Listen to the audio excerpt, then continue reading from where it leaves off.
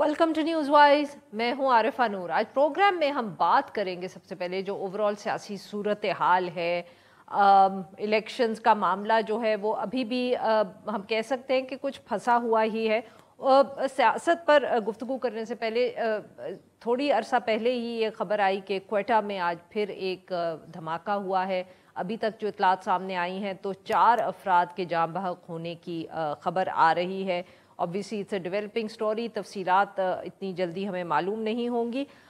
सियासत भी ऑब्वियसली पाकिस्तान में कॉन्स्टेंटली डेवलपमेंट्स हो रही हैं। सिचुएशन जो है वो काफ़ी हम कह सकते हैं कि अभी भी गैर यकीनी है। सुप्रीम कोर्ट का ऑर्डर आ चुका है।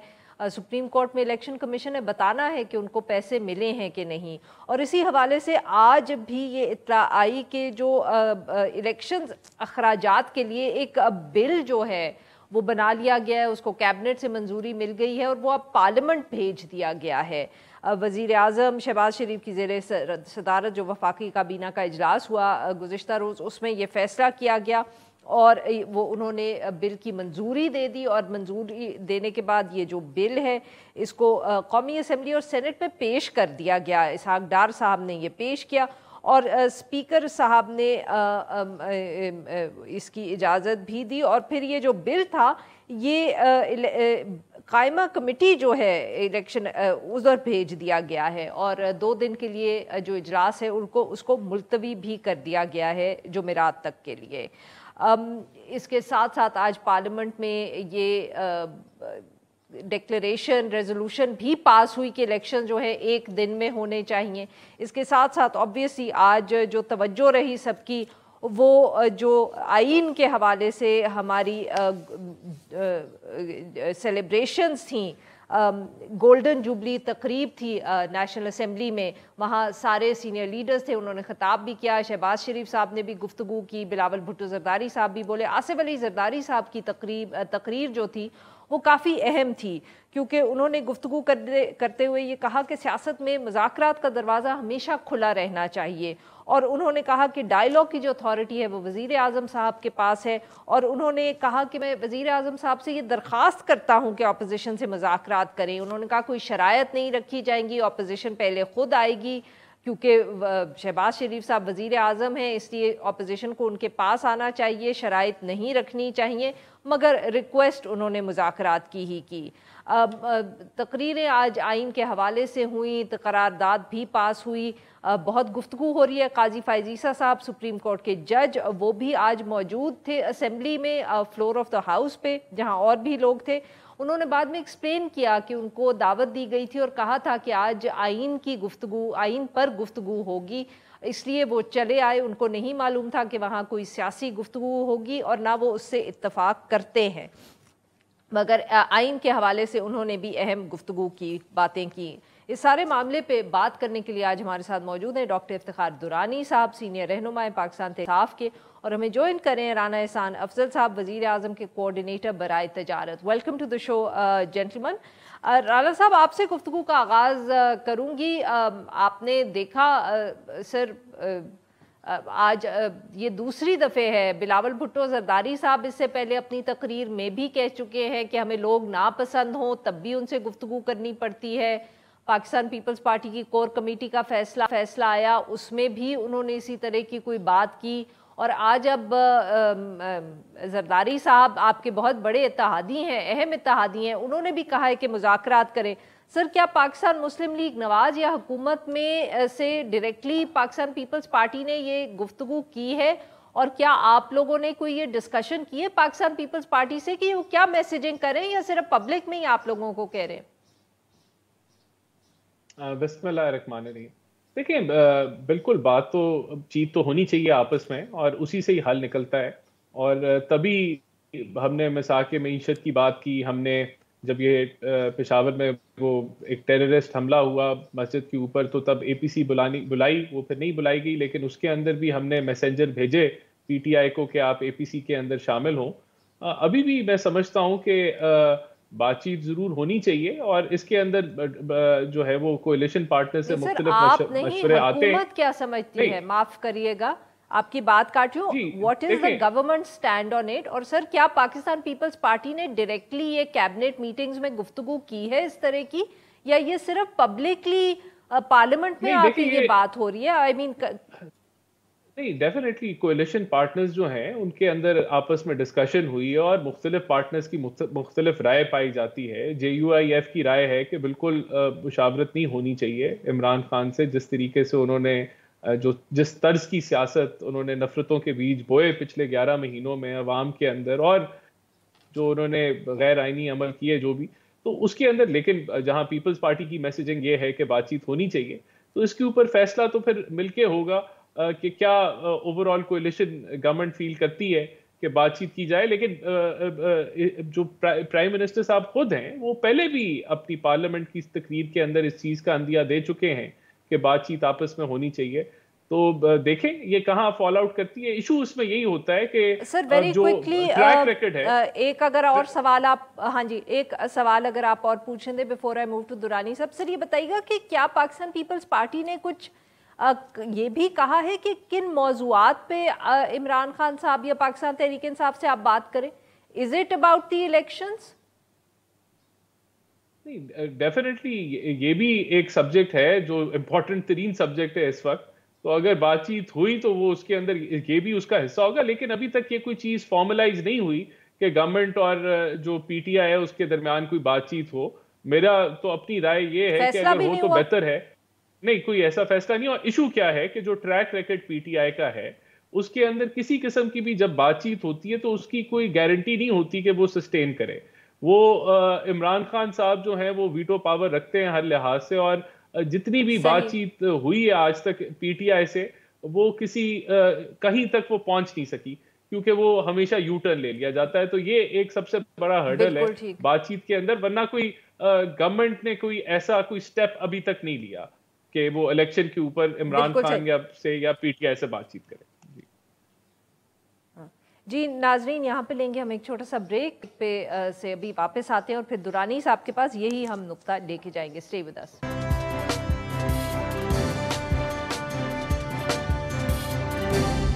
वेलकम बैक नाजरीन। अब गुफ्तगू करें राना एहसान अफजल साहब से और डॉक्टर इफ्तिखार दुरानी साहब से, और हम उनसे बात करें जो ओवरऑल सियासी सूरत हाल है। जी दुरानी साहब आपने सुना राना साहब की गुफ्तगू। अब बताएं सर, क्या पाकिस्तान तहरीक इंसाफ तैयार है कि नहीं? और सर ये जो बात उन्होंने की ना, ये बहुत हुकूमती बेंचेस से हमें सुनने को मिलता है कि आप लोग गुफ्तगू शुरू करते हैं, मुज़ाकरात शुरू करते हैं, फिर आप पब्लिक कर देते हैं, या आप सडनली खान साहब आप लोगों को मना कर देते हैं और वो वहीं मुज़ाकरात ठप हो जाते हैं कि आप ट्रस्ट बिल्ड नहीं होने देते।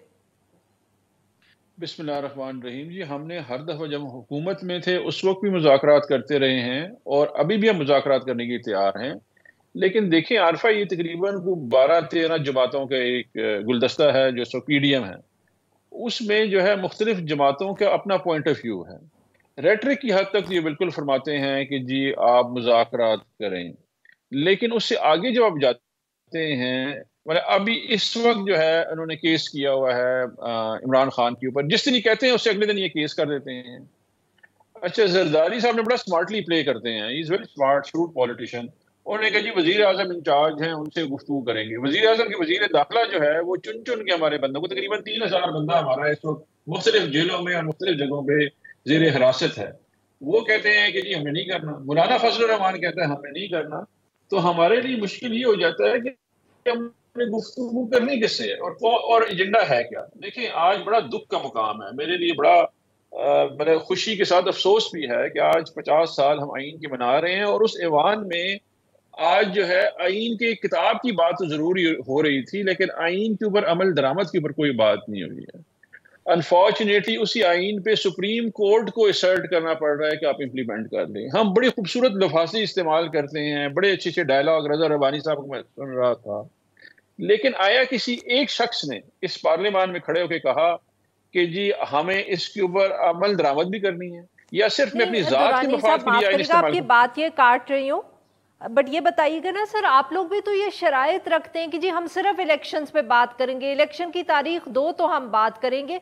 आप लोग भी तो सर थोड़ा फ्लेक्सिबिलिटी अगर दिखा दें तो शायद हुकूमत के लिए भी आसान हो जाए।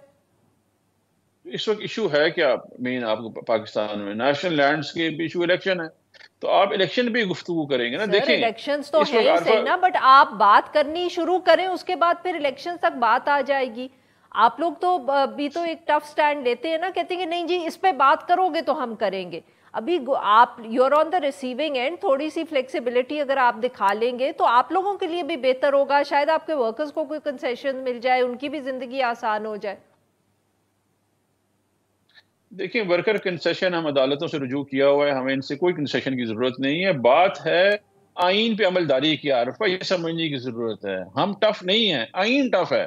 आइन कहते हैं 90 दिन में इंतखाबात होना, अगर हम उस पर कंसेशन दे देंगे तो फिर तो बात खत्म होगी है, फिर तो कोई बंदा भी आइन इस्तेमाल कर लेगा। फिर जरूरी नहीं है कि जमहूरी कुव्वतें आइन इस्तेमाल करें, फिर तो आपने ओपन फील्ड क्रिएट कर दिया। आप हम टफ नहीं है, आइन डिटर्मिन करता है 90 दिन के इंतखाबात, सुप्रीम कोर्ट की उसके ऊपर अहकामात हैं और उन अहकामात पे हमने अमलदारी करनी है। वरना ये आइन तो एक खिलौना हो जाएगा, कोई इस्तेमाल कर ले, कल आप कहेंगे जी मैं आइन इस्तेमाल करूं, आप इस्तेमाल करना शुरू हो जाएंगी, वो लिजिटिमेसी खत्म हो जाएगी आपकी, वो क्रेडिबिलिटी खत्म हो जाएगी। सबसे बड़ा इशू इस वक्त लिजिटिमेसी यानी है कि आप आपकी। ये कह रहे हैं कि गुफ्तगू करनी है तो इलेक्शंस की तारीख पे ही करनी है। नहीं देखें, इलेक्शन की तारीख जब एग्री हो जाती है तो हम कोई इंडिया पाकिस्तान तो है नहीं है, हमारी जमहूरी कुव्वतें, हम उनसे बात करेंगे जो भी है, हम हर गुफ्तगू करने के तैयार हैं। लेकिन आप सही। पहले इस नियत से आए कि जी हम इलेक्शन करना चाह रहे हैं। आरिफा, हमारी पार्टी समझती है कि ये लोग इस वक्त हिम्मत ठीक है हौसला सर। खो बैठे हैं इलेक्शन के, इसलिए आप इलेक्शन पहले फैसला करें। ठीक। हाँ, बाकी गुफ्तगू होती रहेगी, हम सियासी पार्टी हैं, पाकिस्तान अच्छा, सारों के लिए लेट का मी मुल्क जस्ट है। Take this issue to Rana साहब। राणा साहब ये आज समझाइएगा सर, इलेक्शंस के ऊपर अब वही वाली बात के सवाल तो बहुत उठ रहे हैं सर कि आप लोग इलेक्शंस से घबराए हैं या करवाना नहीं चाहते। आज तक सर हमने नहीं सुना कि इलेक्शन से पहले कैबिनेट एक्सपेंसेस का अप्रूवल दे रही है, फिर जो एक्सपेंसेस का बिल है वो पार्लियामेंट में चला गया है। सर इससे पहले भी बहुत इलेक्शंस हुए, कभी हमने ये ना देखा। ये क्या, कौन सी नई मंतक या नए कवानीन जो हैं आपने डिस्कवर कर लिए जो पहले किसी हुकूमत को मालूम नहीं थे? ये बड़ी इसकी सिंपल सी एक्सप्लेनेशन है। देखें, ये हमारी आज हुकूमत है, हमारे पे उंगलियां उठा रहे हैं कि हम इलेक्शन जो है उससे फरागत हासिल कर रहे हैं या भागना चाह रहे हैं। देखिए, इस हुकूमत की तरजीहात हैं और वो तरजीहात हुकूमत ने आगे रखती हैं। एक तो आपका लॉ एंड ऑर्डर की सिचुएशन है, रोज कोई ना कोई इंसिडेंट्स हो रहे हैं, वो हमारी तरजीहात है। इकोनॉमी की सिचुएशन है, IMF का मुआहदा है, ये फंडिंग का इशू है, वो हमने सर अवाम के यानी कि सामने रखी आइन जो है, है वो सुप्रीम आपकी कोर्ट के सामने भी तरजीहात रखी है। में शामिल नहीं है? नहीं नहीं, आइन है, आइन है। देखिए, आइनी तौर पे हमारी जिम्मेदारी नहीं है इलेक्शन कराना, वो इलेक्शन कमीशन की जिम्मेदारी है। और सबसे बड़ी जो जिम्मेदारी सर इलेक्शन आपने कमीशन पैसे की है देने हैं। आइनी तौर पे, नहीं मैं बताता हूं, सबसे बड़ी जो जिम्मेदारी आइनी तौर पे इलेक्शन कमीशन की है वो फ्री, फेयर और ट्रांसपेरेंट इलेक्शन कराने की, उसकी बुनियाद ही यही है। और अगर इलेक्शन कमीशन समझता है कि अक्टूबर जो है वो डेट है जहां वो फ्री, फेयर, ट्रांसपेरेंट इलेक्शन करा सकता है, तो वो एक आईनी इंडिपेंडेंट अदारा है, उसकी आईनी हदूद की रिस्पेक्ट होनी चाहिए। अब सुप्रीम कोर्ट का जो इंस्ट्रक्शंस है वो आ गई कि आप, उन्होंने अपना स्केड्यूल दे दिया, तो वो भी अपनी उन्होंने हदूद से क्रॉस करते हुए एक ECP की हदूद में इंटरजेक्ट किया, वो अलहदा बात है, चले उन्होंने कर दिया। लेकिन सबसे बड़ा सवाल तो ये उठता है, जो हम नहीं उठा रहे, सुप्रीम कोर्ट के अंदर से उठ रहा है कि ये तो माइनॉरिटी का फैसला है, नंबर 1। और फिर जो मामला जो चल रहे हैं कि ये सुओ मोटो लिया भी जा सकता था, नहीं लिया जा सकता था, और वो उस पर सुनवाई, तो वो भी एक मुतनाज़ चीज है कि वो ऑर्डर्स इंप्लीमेंट होने भी है, नहीं होने। लेकिन चले, अगर होने, हमने करना है, तो हमें ये रास्ता नजर आ रहा है कि हमने उसका जो मनी बिल है वो टेबल कर दिया है। अब अगर पार्लियामेंट इजाजत दे देगी, उसके अंदर तो जो सर दोनों मैं हाउसेज आप हैं कि ये, माफ करिएगा, मेरा सवाल वहीं का वहीं रह गया कि सर इस मनी बिल की जरूरत क्या थी? आज तक जितने इलेक्शंस हुए उससे पहले किसी हुकूमत ने ये नहीं किया कि उन्होंने नहीं, इलेक्शन क्योंकि के ये खर्चे उसका का मनी नहीं, बिल बना दिया हो। उसकी वजह है ना जी, ये बजटेड नहीं है, it is not in the budget, ये बजट में इंक्लूडेड नहीं है। तो व्हाई आप इज एक it not in the budget? Extra, नहीं, ये इस साल के अंदर जो इलेक्शन है वो स्केड्यूल्ड ही नहीं था ना। ये जो फाइनेंशियल, जब ये बजट इस साल का पेश किया गया तो उसके अंदर इलेक्शन के जो दो सूबों के इलेक्शन का जो फाइनेंस है वो बजट नहीं किया गया था, तो उसके अंदर कोई गुंजाइश नहीं थी। तो अब ऑब्वियसली आप एक ऐसा एक्सपेंडिचर करने जा रहे हैं जिसका ऑन द बैक एंड कोई इंतजाम नहीं है, ये एक एडिशनल एक्सपेंडिचर है। तो तो उसको हम पार्लियामेंट के सामने पेश कर रहे हैं एज अ मनी बिल। अगर पार्लियामेंट जो है वो इसको अप्रूव कर देती है तो वो हम बिल्कुल दे देंगे, अगर नहीं अप्रूव और करती ना तो किया वो मुद्दा जो है वो हम आगे ईसीपी को बता देंगे कि जो है वो ये we do not have the funds to finance. देखिए, और इशू क्या है, बात मुझे अगर मुकम्मल करने दें, बात ये कि जब हमारी अगस्त में हुकूमत खत्म हो जाएगी और एक केयर टेकर सेटअप आ जाएगा तो उसकी तरजीहात नहीं होगी टेररिज्म, उसकी तरजीहात नहीं होगी ये फाइनेंशियल सिचुएशन, उसकी तरजीहात इलेक्शन होगी। तो वो सारी अपनी जो तोपे हैं वो इलेक्शन की तरफ, और यही बुनियाद है कि केयर टेकर सेटअप होगा तो उंगलियां नहीं उठेंगी, केयर सेटअप होगा तो मनूवर नहीं किया जाएगा।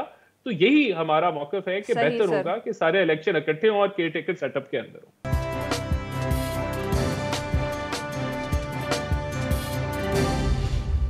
जी दुरानी साहब, आपने सुनी राणा साहब की गुफ्तगू। वो कहते हैं कि पैसे बजट में इस दफे थे नहीं, आप लोगों ने जल्दी कॉल कर दिए, और तरजीहात का उन्होंने जिक्र किया, उनकी कोई फ्री एंड फेयर इलेक्शंस का भी जिक्र उन्होंने किया। जी सर।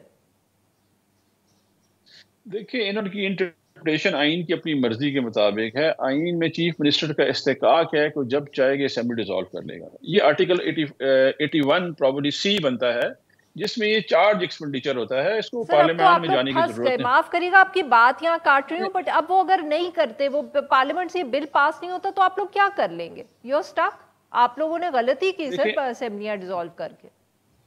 नहीं, हमने बिल्कुल दुरुस्त किया। असेंबली हमारा इस्तेकाक था चीफ मिनिस्टर का, हमने कर दिया है और आइन में लिखा हुआ। और पाकिस्तान की तारीख में बड़ी दफा असेंबलियां इस तरह गई हैं और कोई बिल भी पार्लियामेंट में नहीं गया। आरिफा देखें, 2000 बिलियन इनका टारगेट है बिटवीन अप्रैल टू जून, जिसमें 236 अरब रुपए इन्होंने पंजाब के रोके हुए हैं और 176 अरब रुपए इन्होंने रोके रखे हुए हैं खैबर पख्तूनख्वा के। चाहिए 20 अरब रुपए हैं। अच्छा, अभी उसमें 150 अरब रुपए इन्होंने यूथ इनिशिएटिव को दिया हुआ है, 75 अरब रुपए सस्ता आटे को दिया हुआ है, 90 अरब रुपए एमएनएस को दिया हुआ है। अभी अवाम को ये बताना जरूरी है कि ये इलेक्शन नहीं कराना चाह रहे हैं लोग। मैं 13 अगस्त को भी देख लूंगा ये कैसे इलेक्शन, ये असेंबलियां तो आगे लेके जाएंगे। ये आइन का इनराफ कर रहे हैं। आप पूरे पाकिस्तान को खड़ा होना पड़ेगा। आप क्या कर लेंगे उसके बारे में? आप क्या कर लेंगे उसके बारे में? यही तो मैं आपसे पूछ रही हूँ। अब तो आप लोग फंस गए। हमारे नहीं, हम फंस, देखिए कभी सियासत में कोई भी फंसता नहीं है।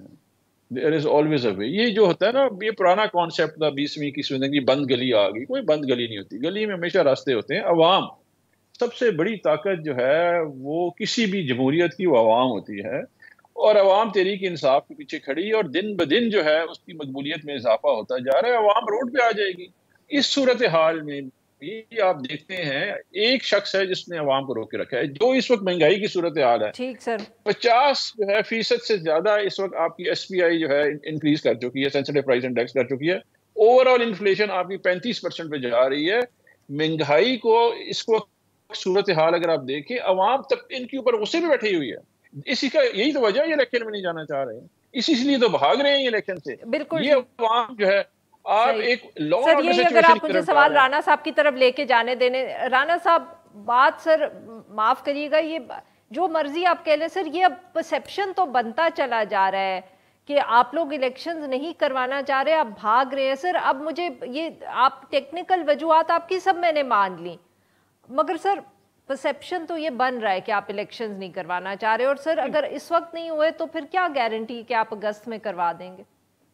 क्योंकि अगस्त में हम होंगे नहीं ना, अगस्त में हमारी हुकूमत होगी नहीं। अगस्त 14 अगस्त को हमारा टेन्योर खत्म हो जाएगा, उसके बाद केयर टेकर सेटअप आ जाएगा। तो सर वो इलेक्शन से तो कोई, अच्छा सर वेरी क्विकली ये बताएं कि ये डर तो नहीं है कि वो केयर टेकर गवर्नमेंट जैसे पंजाब और केपी की बैठ गई है, जो सेंटर में आएगी वो भी बैठ जाएगी? अब तो प्रेसिडेंट सेट हो गया, फिर क्या करेंगे आप? फिर आप भी पीटीआई की तरह होंगे? देखिए नहीं, अब मेरा नहीं ख्याल ये एक न्यूट्रल केयर टेकर सेटअप है पंजाब में, जो कि एक आईनी प्रोसेस के जरिए आया। इसके अंदर कंसल्टेशन भी हुई और फिर ईसीपी के पास मामला गया और उन्होंने तय किया जो कि आइन के बिल्कुल एग्जैक्ट मुताबिक था। तो वो जब केयर टेकर सेटअप आएगी, देखिए इलेक्शन से कोई जमात नहीं भाग सकती, ना हम भागें कभी और ना भागेंगे। हम सिर्फ ये बात कर रहे हैं कि इस मुल्क में इलेक्शन इकट्ठा हो तो बेहतर है, वरना आप एक बुनियाद रख रहे हैं मुतनाज़ इलेक्शंस की। अब आप खुद सोचें कि अभी पंजाब में इलेक्शन हो, 1.5-2 माह बाद केपीके में इलेक्शन हो, फिर 1.5-2 माह बाद जो है वो बाकी 2 सूबों में और वफाक में इलेक्शन हो। तो यहाँ क्या कुछ नहीं, यहाँ तो एक नॉर्मल इलेक्शन के अंदर जो है लड़ाई झगड़े नहीं खत्म होते। तो जब हुकूमतों के पार्टीज की हुकूमतों के नीचे इलेक्शंस होंगे, और ये केयर टेकर का जो निज़ाम है ये रेयर है दुनिया के अंदर, ये सही सर। पाकिस्तान में पाकिस्तानी सियासत के मुताबिक बनाया गया है। तो ये बेहतर, तो हमारा तो ये मौकफ क्लियर है। बिल्कुल ठीक तो सर। अगस्त में जब इलेक्शन बहुत होगा बहुत तो शुक्रिया इलेक्शन तो होना ही है। हमारे मेहमानों का, उन्होंने हमारे लिए वक्त निकाला। नाजरीन, यहाँ पे लेंगे हम एक छोटा, जब हम ब्रेक से वापस आएंगे तो हम बात करेंगे खैबर पख्तूनख्वा के हवाले से। स्टे विद अस।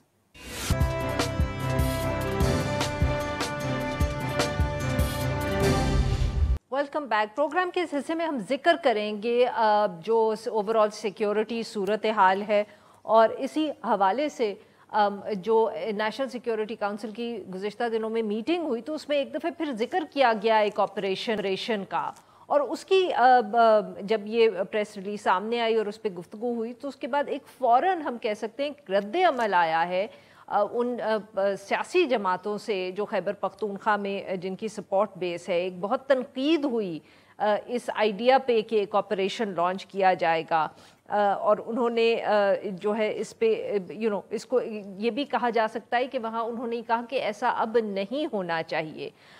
जो एक इत्तेहादी जमात है वफाकी हुकूमत में, नेशनल डेमोक्रेटिक मूवमेंट अगर हम कहें, तो उन्होंने भी इस पे तनकीद की। उन्होंने कहा हुकूमत अवाम का इत्तेमाद खो चुकी है। उन्होंने कहा कि लोगों को अब यकीन नहीं है ना सिक्योरिटी फोर्सेस पे ना हुकूमत पे कि वो एक दफ़े फिर ऑपरेशन जो है वो शुरू करें। इसके साथ साथ ANP ने भी इसकी मुखालफत की, मगर ऑब्वियसली एमल वली ख़ान ने जब गुफ्तगू की तो उन्होंने सारा इल्ज़ाम जो था वो लगाया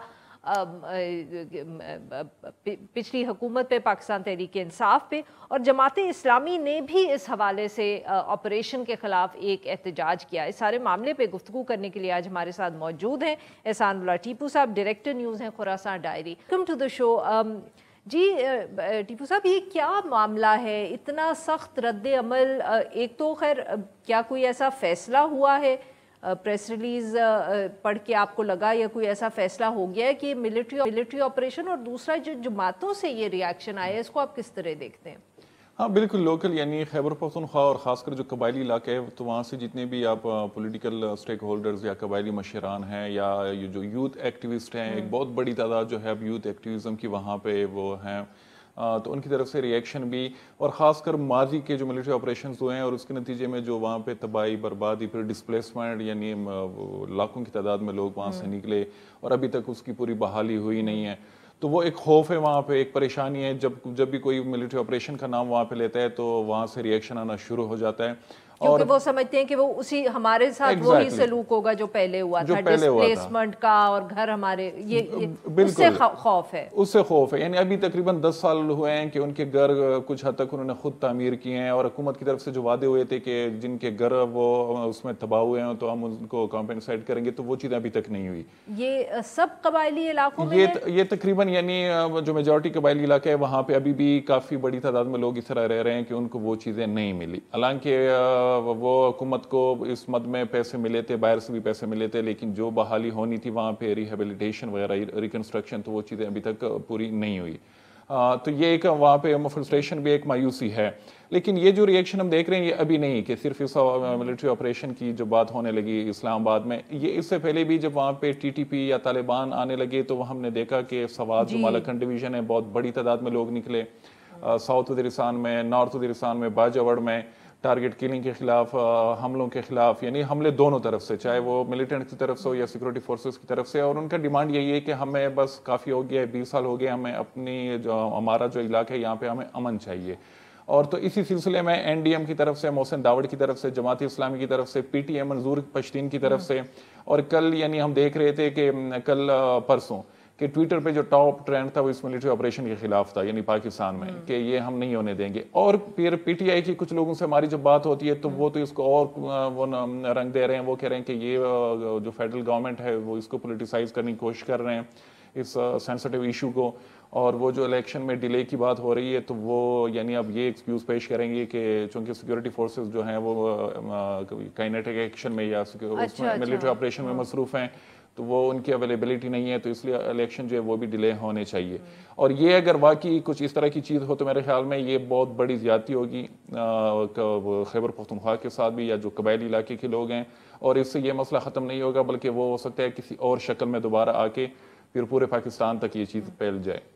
सही। तो टीपू साहब, फिर हम ये कह सकते हैं कि वहाँ के ये नहीं है कि वहाँ के लोग जो हैं उनको सिर्फ एतराज़, या हम कह सकते हैं कि उनका जो खौफ है वो हर किस्म के तशद्दुद के खिलाफ है, बिल्कुल, कि चाहे वो तालिबान की तरफ से हो चाहे फोर्सेस की तरफ से हो। ये नहीं है कि वो कह रहे हैं कि नहीं सिर्फ फौज यहाँ ना आए, हम तालिबान के साथ हम ठीक हैं। उनको प्रॉब्लम दोनों से है बहुत ज्यादा। यानी वो जितने भी प्रोटेस्ट हुए हैं, बड़े बड़े जो प्रोटेस्ट हुए हैं, तो वो तो के खिलाफ हुए हैं कि तालिबान की वापसी यहाँ पे हो रही है, लेकिन उनकी तरफ से जो एलिगेशंस के इनको दोबारा से यानी पाकिस्तानी हुकूमत फैसिलिटेट करके, और वो चीज हमने ग्राउंड पे देखी भी थी कि पिछले जो हमारे कोर कमांडर पेशावर वो जनरल फैज साहब थे, या इमरान खान की हुकूमत थी, या बाकी भी वो स्टेक होल्डर्स थे, बल्कि उसमें सिर्फ ये नहीं कि आप पीटीआई को इंक्लूड कर दें उसमें, फिर ये जो पीडीएम की गवर्नमेंट है, ये भी इन्होंने भी गो अहेड दिया था। यहाँ पे नेशनल सिक्योरिटी कमेटी के मीटिंग्स हुए थे जिसमें उन्होंने कहा था कि बिल्कुल इसको आप कंटिन्यू रखें, ये जो पीस प्रोसेस है।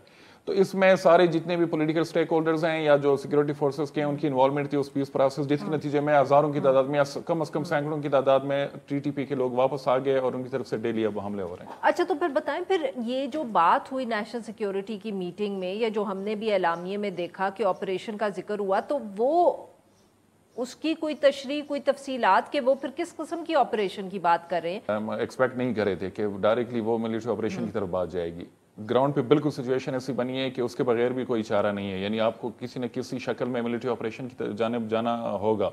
लेकिन अभी ये पाकिस्तान के पास ये आप कह रहे हैं? ये बिल्कुल, यानी वहाँ पे जितनी प्रेजेंस है टीटीपी की या कुछ और मिलिट्री ऑर्गेनाइजेशंस हैं, तो वो खुद को एस्टेब्लिश कर चुके हैं इतनी इस हद तक। लेकिन और ऑप्शंस भी हैं। रियासत के पास सिर्फ ये नहीं कि वो डायरेक्ट बंदूक उठा के लड़ना ही सिर्फ शुरू कर दें। वो लड़ाई हमने माजी में भी की, 10-12 हमने मिलिट्री ऑपरेशंस किए, लेकिन नतीजा क्या निकला? अभी भी पाकिस्तान को चाहिए कि अफगान जो तालिबान गवर्नमेंट है उसके साथ डिप्लोमेटिकली इस चीज़ को सीरियसली उठाए, गवर्नमेंट टू गवर्नमेंट बात हो कि ये टीटीपी का जो मसला है ये आप लोगों ने इनको पनाह दी हुई है, जो लीडरशिप है अभी, यानी जो टीटीपी की फूड सोल्जर्स हैं या मिड रैंकिंग कमांडर्स हैं, उनकी अच्छी खासी तादाद ऑलरेडी पाकिस्तान आ चुकी है। तो ये वजह ये कि कल वो यहाँ पे दोबारा से वो प्रेजेंस शो करें और यहाँ पे वो अपने हाइड आउट्स बना लें, फिर आपके पास ये जवाब भी नहीं रहेगा कि आप अफगान तालिबान को वो या अफगानिस्तान को आप वो ब्लेम कर सकें। तो उससे पहले चाहिए कि अफगान तालिबान के साथ इस इशू को सीरियसली उठाए और डिप्लोमेटिक फ्रंट पे इसको यानी कोई अगर नतीजा निकले। हाँ, अगर वहां से भी कोई पॉलिटिकल हल ना हो, डिप्लोमेटिक हल ना हो, तो फिर तो काइनेटिक एक्शन और मिलिट्री ऑप्शन की तरफ जाना ही होगा। बहुत बहुत शुक्रिया सर, आपने हमारे लिए वक्त। नाज़रीन, आज के लिए बस इतना ही। We'll be back tomorrow at the same time.